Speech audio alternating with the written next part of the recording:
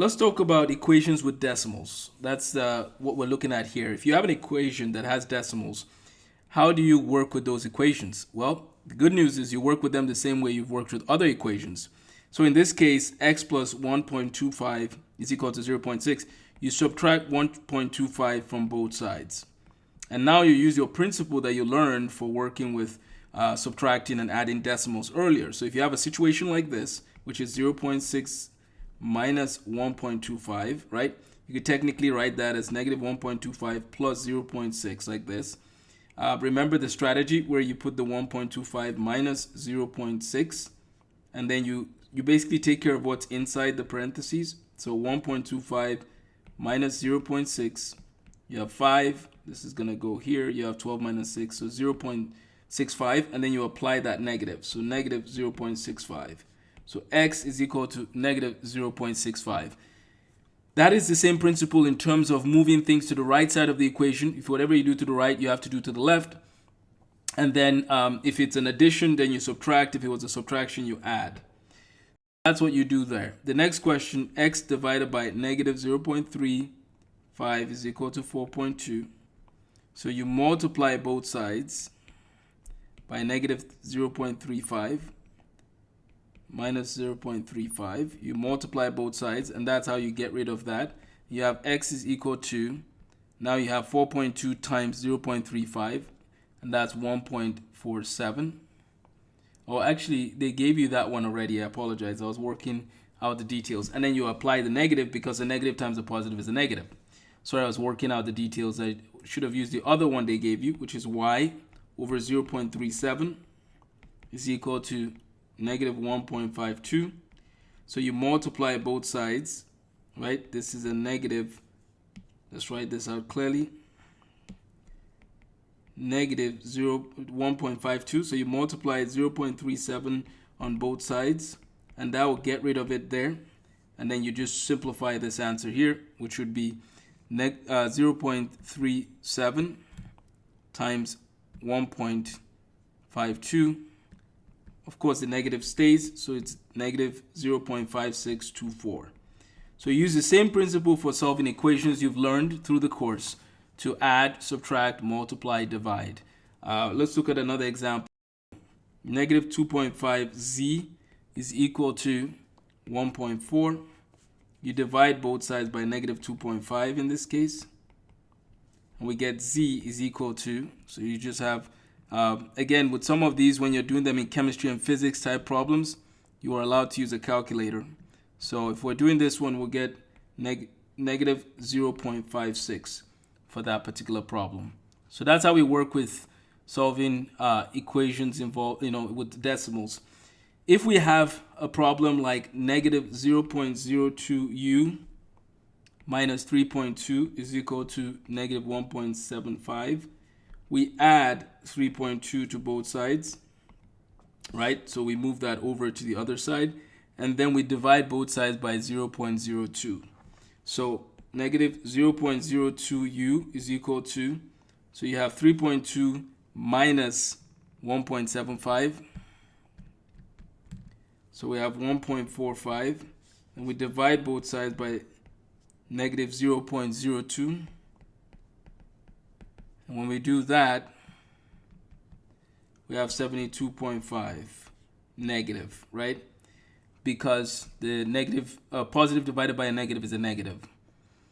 There's a principle that you learned earlier in the book called combining like terms. And all that happens with like terms is that if you have something like 2t plus 3t, that will become 5t if you're adding like terms. Like terms are variables in the same power and of the same type. So 2t plus 3t, these are like terms. But if you add 2t squared plus 3t, those are not like terms. They won't just add automatically like the other ones would.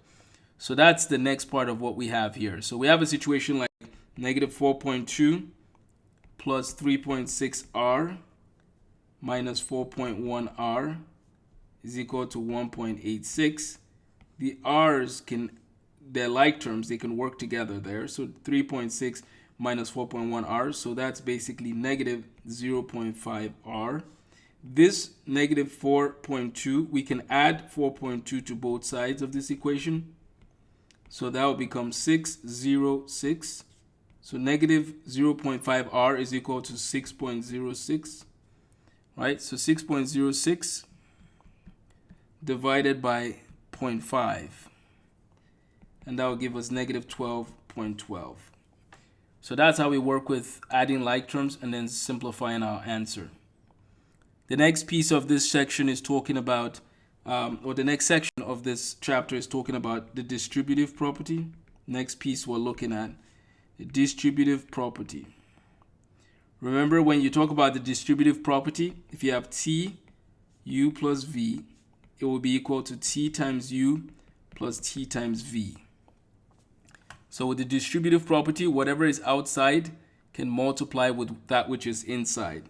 So we have a situation like negative 2.5 x minus 0.1 into x minus 2.3 is equal to 8.03.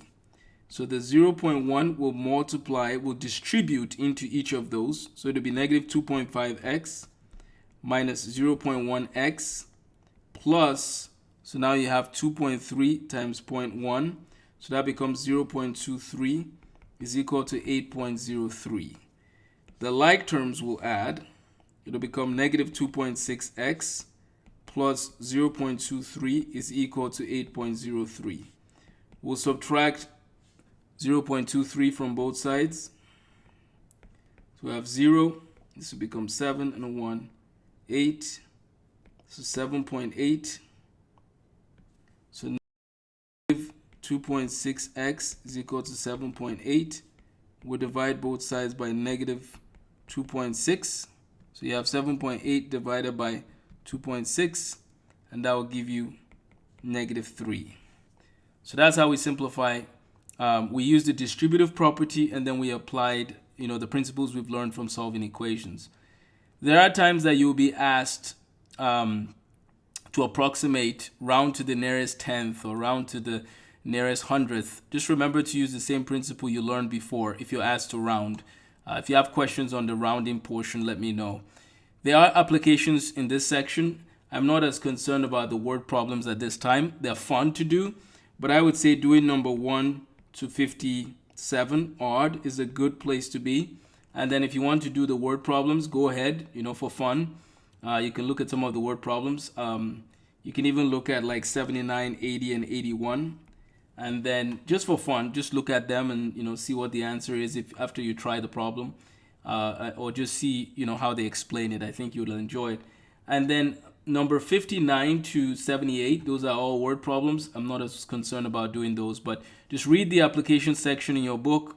They explain clearly the same principles. Set up the variable dictionary, set up an equation, solve the equation, and then answer the question and look back. Those are very good steps you can take. So let me know if you have any questions. I will end with this word problem from the one next to example 9, and then we will see you in the next section. It says Eta's dog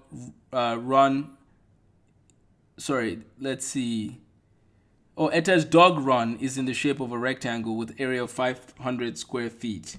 So this person is running, and the area they're covering is 500. Eta's dog run is in the shape of a rectangle with an area of 500 square feet. If the length of the run is 28 feet, so let's say this is 28 feet, they want to know what the width is. So if the length is 28 feet, what is the width? And the way to get that, they want to know to the nearest tenth of a foot, is to remember that the area of a rectangle is length times width. They've given us the area as 500 feet squared. They've given us the length as 28 feet, and we don't know what the width is. So we divide both sides by 28. So if you divide 500 by 28, you get 17.8571. They wanted it to the nearest tenth, so that becomes 17.9 feet. That would be the width of this particular one that we're working with.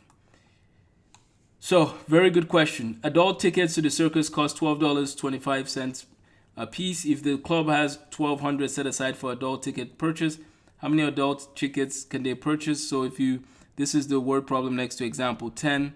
If you have 1200 divided by 12.25, you can buy 97 tickets, right? 97.9. I'm thinking the place would be kind to just let you have 98 tickets, but 97.96, very close to 98. So that's how you do that problem. And then they give you more practice, more opportunities to see, examples. So feel free to read those examples and try the problems and let me know if you have any questions. Thank you.